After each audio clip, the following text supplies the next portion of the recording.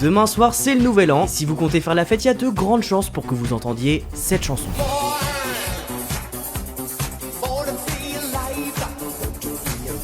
Ce titre est un succès populaire depuis 46 ans et il a une particularité assez folle, il a rendu riche à vie son créateur, Patrick Hernandez. Pour comprendre comment c'est possible de devenir millionnaire avec une seule chanson, il faut que je vous ramène au tout début des années 70. Nous sommes au début des années 70 aux États-Unis, à une époque où un nouveau genre musical commence à s'imposer dans le monde de la nuit, le disco. Le mouvement naît dans les clubs underground de New York et de Philadelphie, où des DJ puisent dans la soul, le funk, la pop pour expérimenter de nouvelles sonorités, pensées avant tout pour faire danser, fédérer et offrir aux communautés gays, afro-américaines et latino-américaines un espace de liberté et d'expression loin des discriminations qu'elles subissent ailleurs. En 1973, le disco n'a pas encore envahi les charts aux États-Unis, et on est encore à quelques années de sa domination mondiale. En France, le mouvement reste encore très marginal et très loin des préoccupations de notre protagoniste, Patrick Hernandez, dont la véritable passion est le grand rival du disco, le rock. Patrick Hernandez est complètement fou amoureux du rock au point de mettre complètement de côté son projet de métier qui était de devenir prof d'anglais pour se consacrer totalement à la musique. Il apprend la guitare, il joue dans des orchestres de bal et c'est durant cette fameuse année 1973 qu'il va commencer à se rapprocher sérieusement de son rêve. Il tombe sur une annonce, une audition à Paris qui est organisée par un chanteur un petit peu connu, Claude François, qui recherche un artiste masculin à signer sur sa maison de disques qui s'appelle Flèche. Patrick décide de tenter sa chance et quitte sa ville natale, Périgueux, pour monter à Paris, et avant même de rencontrer Claude François, il y a une de ses Claudettes qui vient le voir, et qui lui suggère d'intégrer un groupe de rock qui recherche un chanteur-guitariste. Alors tout le monde lui répète que ça serait une énorme connerie de ne pas aller à l'audition de Claude François, c'est pas le genre d'opportunité qui se représente deux fois, mais Patrick s'en fiche, il décide de suivre son instinct, il ne passe pas l'audition, et il intègre le groupe de rock dont on lui a parlé, PPH, Paris Palace Hotel. Patrick Hernandez devient co-auteur et compositeur au sein du groupe, ils sortent quelques morceaux qui ne connaissent pas un énorme succès, mais qui leur permettent de se produire à la télévision et sur scène, et puis surtout ces prestations attirent l'attention de deux producteurs belges. Le premier, c'est Marcel de Keucler. Pour vous le présenter rapidement, il a entre autres choses produit dans la décennie suivante la chanson francophone la plus vendue des années 80. Qu'est-ce que ça peut bien être cette chanson? Jean-Jacques Goldman, Balavoine? Non, c'était pas ça. C'est la danse des canards qui en sortant de la mare se secouent le bas des reins et font coin coin. Le deuxième producteur c'est Jean Van Loo, il aura beaucoup d'importance dans cette histoire et vous allez beaucoup entendre son nom dans cette vidéo. Alors que le groupe PPH prépare son premier album, Patrick Hernandez crée un titre qu'il appelle Born to be Wild, un morceau plutôt folk, et à force de la jouer sur scène, la chanson évolue dans les sonorités et verra aussi son titre évoluer. Born to be Wild ça rappelait trop le célèbre morceau du groupe Steppenwolf, donc Patrick le change et ça devient Born to be Alive.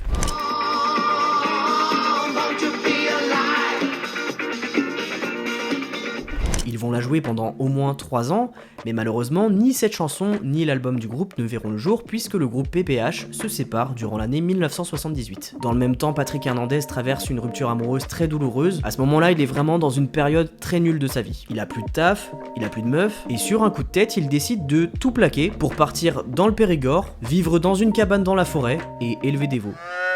À presque 30 ans, Patrick Hernandez voit son rêve de réussir dans le rock peu à peu s'éloigner, parce qu'entre-temps, le disco commence à devenir de plus en plus populaire. Ce genre est en train de connaître une démocratisation fulgurante, ce qui n'était au départ qu'une musique de niche devient un véritable phénomène de masse. Le raz-de-marée disco, après avoir déferlé sur les États-Unis, est en train d'arriver en Europe et personne n'y échappe. En France, c'est Dalida, poussé par son frère et producteur Orlando, qui ouvre la voie en janvier 1976. Quelques mois plus tard, Céron devient une figure incontournable du disco français à l'international. D'anciennes stars de l'époque, yéyé comme Claude François ou Sheila s'y mettent elles aussi. Les producteurs français Henri Bellolo et Jacques Morali créent le groupe mythique Village People. Donc en somme, c'était impossible d'échapper au disco, surtout après le succès phénoménal du film qui a fait exploser cette musique à l'échelle mondiale dans tous les foyers. Pendant que le disco règne en maître dans les hit parades, Patrick Hernandez, lui, il est toujours dans le Périgord, à s'occuper de ses veaux. Et un jour, il reçoit un appel de Jean Van Loo, l'un des deux producteurs dont je vous parlais tout à l'heure, qui s'occupait du groupe Paris Palace Hotel. Jean lui propose de travailler avec lui en solo, maintenant que le groupe n'existe plus, et le fait venir en Belgique pour enregistrer une chanson. Tout se passe très bien, mais c'est pas non plus le coup de cœur énorme sur ce qu'ils sont en train d'enregistrer. Pendant les sessions, Jean demande à Patrick de lui rejouer certaines chansons de Paris Palace Hotel. Parmi elles, il y a la version rock de Born to be Alive. Et là, il y a un truc qui s'allume dans la tête de Jean Van Loo. Il faut savoir un truc important sur lui, c'est qu'à la base, c'est quelqu'un qui n'a rien à voir avec la musique. Il est maître nageur. Et pourtant, il va devenir au fil des années un expert de la musique populaire, un visionnaire capable de détecter les tendances musicales et surtout ce que le public veut écouter. Il ne connaît pas le solfège, il ne joue pas d'instrument, mais dans sa tête, il est capable de composer mentalement et de transcrire ensuite les morceaux pour que les musiciens les jouent. Et en entendant cette démo de Born to Be Alive, il dit à Patrick Hernandez: écoute, j'ai une idée un petit peu folle qui va pas te plaire du tout, la version rock de Born to Be Alive elle est pas terrible, je veux que tu la réadaptes exactement selon ma vision. Jean lui remet une feuille de route que Patrick doit respecter à la lettre, avec une vision extrêmement précise de ce qu'il veut, que ça soit au niveau des instruments ou du rythme. Et sa vision extrêmement précise, c'était ce titre. Jean Van Loo voulait transformer Born to Be Alive en une véritable chanson disco qui se baserait sur la même structure que You Make Me Feel. Alors Patrick Hernandez n'était pas très content de ce choix, il est pas fan du disco, mais à presque 30 ans et conscient qu'il n'avait toujours pas lancé sa carrière, il décide de mettre un petit peu d'eau dans son vin. Et surtout, Jean Van Loo arrive à le convaincre en lui faisant un parallèle avec d'autres stars du rock qui, elles aussi, se sont aventurées dans le disco, comme les Bee Gees, Blondie ou encore Rod Stewart. Patrick accepte, il contacte alors son ami et ancien guitariste du groupe PPH, Hervé Tolance. Ensemble, ils travaillent sur la nouvelle maquette de la chanson, et c'est Hervé qui trouve la partie de guitare qui rend la chanson reconnaissable dès la première seconde. Il prête aussi sa voix pour l'enregistrement. À cette époque, c'était la grande découverte du séquenceur de Giorgio Moroder, un outil qu'ils vont également exploiter pour créer le rythme de la chanson. Jean Van Loo a aussi l'idée de répéter 3 fois certains mots dans le refrain et d'y ajouter plusieurs gimmicks. Les gimmicks, c'est des accroches musicales qui restent en tête. Et dans cette chanson, il y en a au moins 3. La partie de guitare, les cuivres et le refrain. Et c'est largement suffisant pour créer un tube qui va rester ancré dans la tête des gens. La chanson est prête, la maquette est là, il n'y a plus qu'à l'envoyer aux maisons de disques et puis c'est bon, c'est parti. Sauf que ça va pas du tout se passer comme prévu. En réalité, personne n'aime ce titre. Pendant près de 6 mois, Born to Be Alive ne trouve aucun distributeur pour sortir le morceau. Les refus s'enchaînent, l'enthousiasme retombe et autour de Jean Van Loo, tout le monde commence à se décourager, y compris son associé qui finit par lui dire qu'il faut abandonner et passer à autre chose. À l'époque, 6 mois sans réaction, c'est énorme. On peut pas rester bloqué autant de temps sur un morceau qui fonctionne pas. La logique aurait été de mettre ce morceau à la poubelle et puis de passer à autre chose, d'en faire un autre, mais Jean Van Loo refuse de lâcher. Il croit énormément en cette chanson et Patrick Hernandez le dit aujourd'hui, sans la persévérance de son producteur, Born to Be Alive n'aurait tout simplement jamais existé. En France, les maisons de disques détestent cette chanson, et Patrick Hernandez encaisse les critiques. On s'attaque à sa propre identité, son prénom et son nom de famille, qui ne sont pas un nom de scène mais bel et bien son véritable nom et prénom, sont moqués. Un prénom irlandais, un nom espagnol, pour un français qui chante en anglais, c'est n'importe quoi. On lui reproche les paroles de la chanson qui sont bancales et un titre qui signifie en français « né pour être en vie », ce qui est considéré comme un pléonasme. Et c'est alors que le fils de Jean Van Loo a une idée. À ce moment-là, ce sont les DJ qui sont les lanceurs de tubes. Puisque les labels ne veulent pas de la chanson, ils décident d'aller directement dans les discothèques et de presser des disques spécialement pour les DJ. Et deuxième coup de pas de chance, ça marche pas non plus. En fait, les DJ trouvent que le rythme de la chanson est beaucoup trop rapide. Elle fait 132 BPM, battements par minute, ce qui donne à peu près ça. Désolé, ma veste a fait trop de bruit. Là on s'en rend pas trop compte, mais en fait c'était largement au-dessus des standards disco de l'époque qui étaient aux alentours de 120 BPM.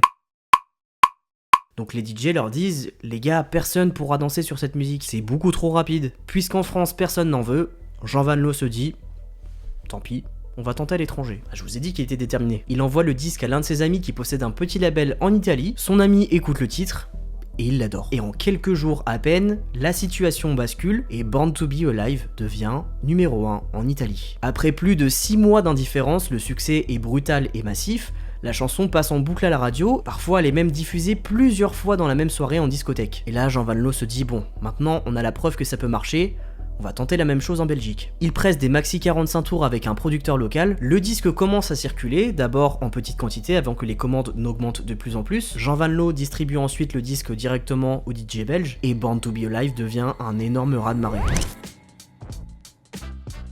Après avoir été numéro 1 en Italie puis en Belgique, les Français commencent à s'y intéresser, pas trop tôt. Et les mêmes personnes qui détestaient ce disque finalement, elle est plutôt pas mal la musique. Plus je fais des vidéos, plus je constate que les Français, on n'est pas du tout encourageants ni visionnaires avec nos propres artistes qui tentent des trucs. Aujourd'hui, tout le monde la connaît, l'histoire de Born to Be Alive, Patrick Hernandez a cartonné dans le monde entier, mais la vérité c'est que si toute cette petite équipe s'est arrêtée au premier nom qu'ils ont reçu en France, le titre il aurait jamais existé. Le titre traverse ensuite toute l'Europe avant de conquérir le reste du monde. Patrick Hernandez devient une star internationale du disco, numéro 1 dans 23 pays, environ 25 millions d'exemplaires vendus, 56 disques d'or. Born to Be Alive fait partie des rares disques francophones à avoir été aussi récompensés à l'échelle mondiale. Le look de Patrick Hernandez a aussi largement contribué au succès de la chanson, qui contrastait totalement avec les tenues disco flashy et extravagantes de l'époque. À ce moment-là, on est juste avant l'essor des clips musicaux, et pour faire la promo d'un titre, il fallait se déplacer physiquement. Alors Patrick Hernandez enchaîne les plateaux télé, les interviews et les couvertures de magazines à travers le monde. Il y a quelques petites anecdotes de cette époque qui sont assez folles. Déjà, pour pouvoir être présent dans plusieurs pays le même jour, ils utilisaient le Concorde. Rien que ça. Mais c'est pas l'anecdote la plus folle. Lors de sa promotion aux États-Unis, plutôt que de faire venir des danseuses depuis la France, Patrick Hernandez et son producteur Jean Mallot décident d'organiser un casting directement à New York, afin de constituer une troupe sur place. Et parmi les danseuses auditionnées se trouve une jeune américaine de 21 ans, totalement inconnue à l'époque, qui s'appelle Louise Ciccone. Et le monde entier la connaîtra 3 ans plus tard sous le nom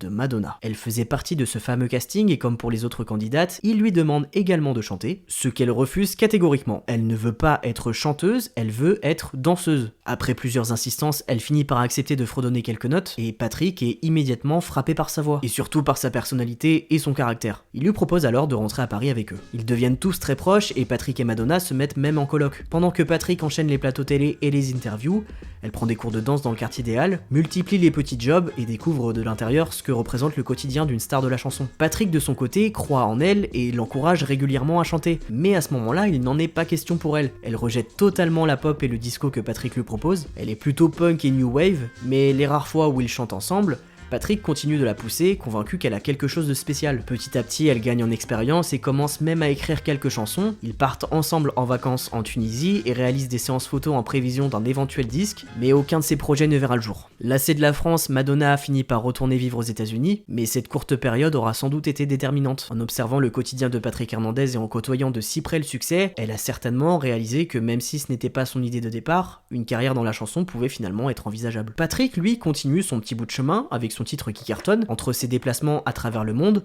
la promo pour Born to Be Alive va durer près de 3 ans. Et en voyant l'ampleur du succès, il se dit ça y est, ma carrière elle est lancée, je vais pouvoir sortir d'autres musiques, parce que c'est un compositeur à la base, donc lui des chansons il en a plein en stock. Et vous connaissez la suite, aucun de ses titres suivants ne connaîtra le même succès que Born to Be Alive.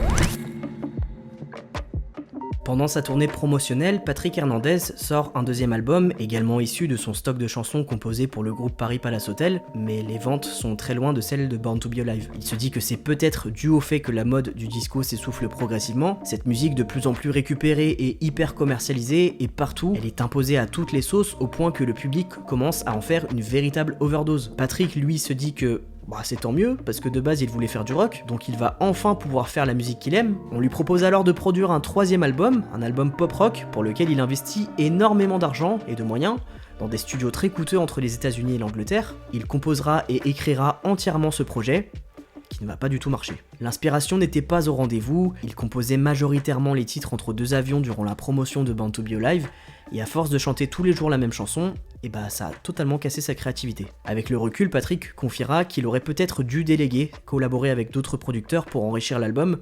Quand il a créé cet album, il était sous le feu des projecteurs, il avait l'opportunité de travailler avec tous les plus gros noms, mais il a préféré tout gérer lui-même. Il attribuera l'échec de cet album à ce choix, mais aussi à un autre facteur qu'il n'avait pas vraiment anticipé. Le succès colossal de son premier titre avait tellement marqué le public que son nom resterait marqué à jamais à ce tube, rendant invisible tout ce qu'il tenterait de proposer par la suite. Avec les années, Patrick Hernandez a fini par accepter d'être identifié à ce seul morceau, devenant ce que l'on appelle un One Hit Wonder, c'est-à-dire un artiste dont un seul et unique tube domine toute la carrière. Et s'il a fini par accepter aussi facilement, c'est parce qu'il lui doit beaucoup à ce titre. Contrairement à d'autres One Hit Wonder qui ont dû retourner à une vie normale, qui ont repris un travail ou qui ont tenté désespérément de prolonger le succès dans la musique pour pouvoir vivre, Patrick Hernandez a eu ce luxe de pouvoir accepter que c'était fini, parce que son titre l'a mis à l'abri du besoin pour le restant de ses jours. L'info la plus connue autour de toute cette histoire et qui revient chaque année dans les médias, c'est que Born to Be Alive a rapporté énormément d'argent à Patrick Hernandez et qu'il gagne approximativement 1500 € par jour grâce à ce tube. Je vais vous expliquer comment cette chanson est devenue une véritable machine à cash et surtout, comment Patrick Hernandez a fait pour devenir millionnaire, voire même un petit peu plus, avec un seul tube. Il y a 3 explications. La première explication, c'est que Patrick Hernandez est, sur le papier, le principal créateur de cette chanson. Et là, peut-être que dans les commentaires, il y en a certains d'entre vous qui vont me dire mais il n'était pas tout seul à la faire cette chanson. Si vous avez bien suivi cette histoire, vous avez compris qu'il y a au minimum 3 personnes clés qui sont derrière la création de ce titre. Alors on a tout d'abord Patrick Hernandez, comme je vous l'ai dit, qui a écrit et composé la chanson et qui en est l'interprète principal. Hervé Tolance, qui apporte la guitare immédiatement reconnaissable et une partie des chœurs. Et enfin, Jean Van Loo, le producteur et éditeur du titre, celui qui a eu l'idée de la structure et a produit le morceau quand personne n'en voulait. Et chacune de ces personnes a pu percevoir des revenus très différents liés à leur rôle dans la création et la production du morceau. Patrick Hernandez est à la fois l'auteur et le compositeur du morceau, ce qui représente les droits les plus importants et les plus durables dans l'industrie musicale. En tant qu'interprète principal, il perçoit également une part des droits voisins qui rémunèrent l'interprétation, donc ça fait déjà 3 sources de revenus pour une seule chanson, juste pour lui. Et au vu des ventes colossales du disque, il a touché des énormes sommes dès le début des années 80, au point de devenir très rapidement multimillionnaire. Ça, c'est la première raison de pourquoi il gagne autant d'argent sur ce titre. Pour la partie production du titre, ça revenait à Jean Van Loo, qui était le producteur du titre, et également l'éditeur. C'est-à-dire qu'à chaque fois que le titre était diffusé à la radio, à la télévision, en boîte de nuit, dans un film, dans une publicité, une compilation, tout ce que vous voulez, ça générait de l'argent qui lui revenait, donc 2 sources de revenus sur cette chanson pour Jean Van Loo. De son côté, Hervé Tolance, bien qu'essentiel musicalement, n'est crédité ni comme auteur ni comme compositeur. Il est musicien et choriste sur l'enregistrement et a certainement été rémunéré par un cachet à l'époque, mais n'a pas touché de revenus réguliers liés à l'exploitation de la chanson. Si vous n'êtes pas dans les crédits d'auteur, compositeur, interprète, producteur ou éditeur, il n'y a pas de revenus long terme. Et c'est là que ça devient vraiment intéressant pour Patrick Hernandez et qu'on arrive à la deuxième raison de pourquoi il touche autant d'argent avec ce morceau.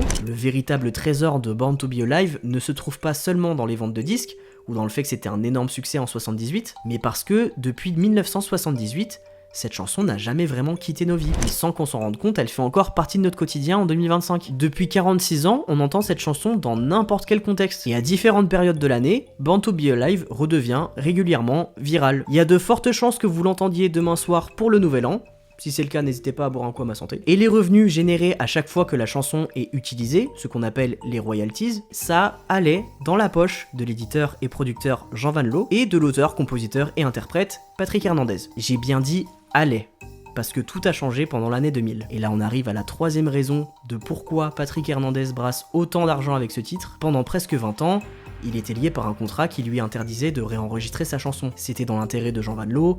Tant que l'artiste ne pouvait pas créer une nouvelle version, toutes les diffusions, ventes et utilisations passaient par l'enregistrement original qu'on appelle le master. Si Patrick avait fait une nouvelle version, certains auditeurs ou certaines radios auraient pu la préférer et ça aurait réduit les revenus liés au master original qui était détenu par Jean Van Loo. En 2000, à la fin de ce contrat, Patrick Hernandez sort un nouveau master de Born to Be Alive, donc une nouvelle version de l'enregistrement, qui lui permet de contrôler entièrement l'exploitation de sa chanson et de toucher directement tous les revenus, droits d'auteur et de compositeur, droits d'interprète, mais aussi les revenus liés à la production et à l'édition. Et le hasard du calendrier fait qu'en cette même année 2000, Jean Van Loo nous a malheureusement quittés. Il est décédé et Patrick Hernandez a pu récupérer les droits d'édition et de production que Jean Van Loo détenait sur la première version de Born to Be Alive. Résultat, depuis 25 ans, Patrick Hernandez est propriétaire à 100% de sa chanson Born to Be Alive. Tous les revenus générés par les différents enregistrements du titre, le master original de 1979, celui de 2000 et toutes les versions futures qu'il décidera de réenregistrer, tout ça, ça ira dans sa poche.